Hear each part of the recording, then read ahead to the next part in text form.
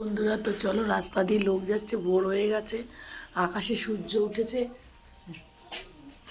দেখতে পাচ্ছ আমাদের বাড়ির সামনে গেটটা। তো সকাল সকালেই রান্নায় বাসি কাজ ছেড়ে লেগে পড়েছি।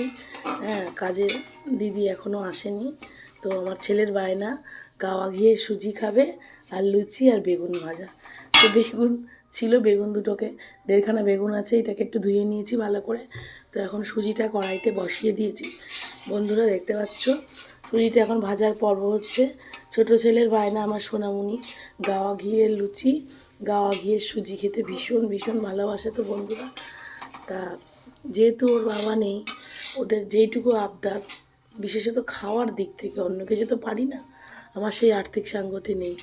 যেহেতু ওর বাবা নেই, সেহেতু আমি খাওয়ার দিকের ব্যাপারগুলো যতটুকুনি পারি মেটাবার চেষ্টা করি।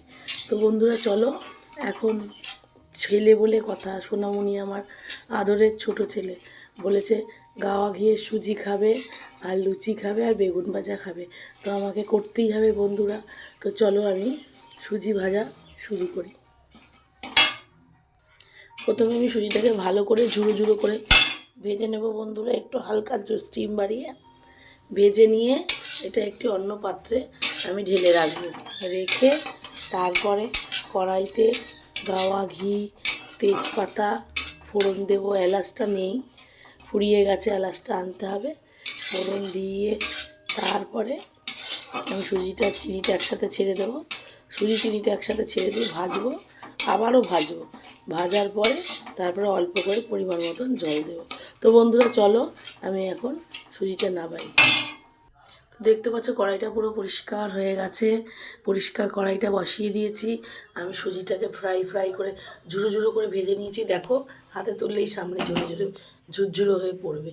এবার আমি কড়াইতে গাওয়া ঘি আর তেজপাতা দেব।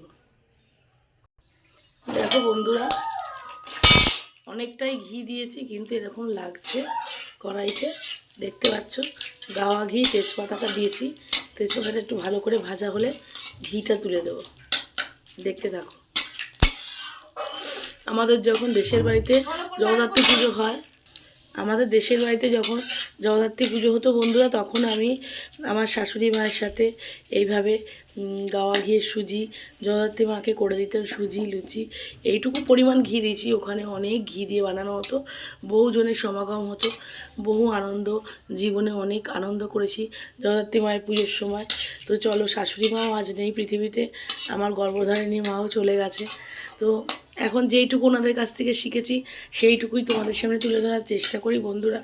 তো দেখো, দেখতে থাকো। তো দেখতে পাচ্ছ কালারটা সুন্দর এসে গেছে, এবং সুন্দর ঝর্ণা ঘিয়ের সুন্দর সুগন্ধ বেরিয়ে গেছে।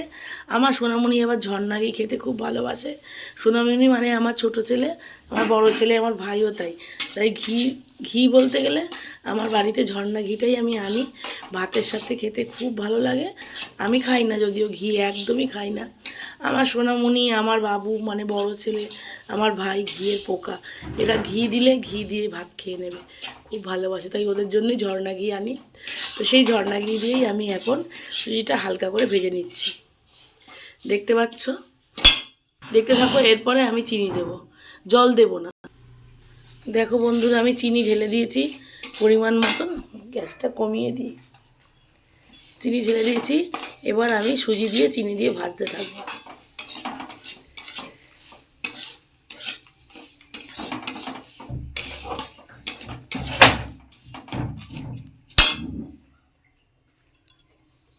দেখো, অনেকটা পরিমাণেই চিনি দিয়েছি। দেখো সুজিটা কেমন ঝুড়ো ঝুড়ো হয়ে গেছে চিনির সাথে। আর একটু হালকা করে ভেজে নেব, তারপরে আমি জলটা দেব।